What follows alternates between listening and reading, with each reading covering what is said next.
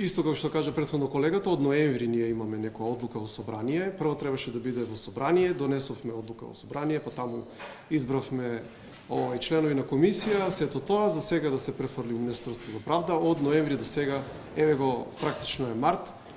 Јас непотребна бирократизација на процесот, сега треба да бираме деловник за работа, председател на оваа работна група и така натаму. Нашиот став еве околу ова прашање, апсолутно не е таа бирократизација потребна. Ако знаеме ние како се носи изборен законник се носи со консензус од партиите. Значи партиите треба да одлучат, вака само губиме време. На лидерската беше кажано дека треба да се донесе до јуни, ние у март практично не може да почнеме.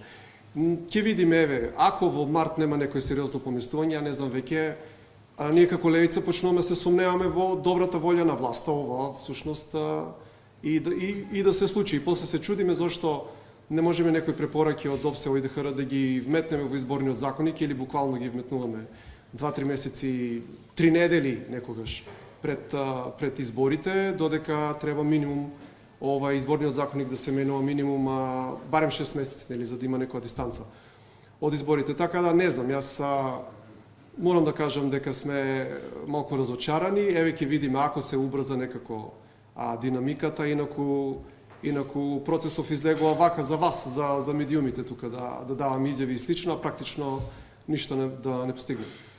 Како прашање? И ваши конкретни предлози имате? Секако дека имаме конкретни предлози, ги изнесовме дели на лидерската околу една изборна единица, посебно околу финансирањето на државното рекламирање на медиумите, посебно кое што неправедно, незаконски, неуставно беше исклучена левица од минатите избори, првпат во историјата нешто тако се случило. Но за жал, пак ја кажам, ние не можеме ни да започнеме. Денеска требаше по моје некое видување да имаме предлог текст од Министерство и да внесеме со наши предлози. Ние тука требаше да бираме деловник за работа и председател, тоа не го направивме затоа што материјалите не биле двојазични и сега пак сме на почетокот. Ова е тргни застани, 2 чекори напред, 3 чекори назад. Мене ми е малку несватливо. И пак ќе повторам, ако продолжи овој манир, јас веќе лично почнам да се сомнувам во добрата волја овој процес воопшто да се случи.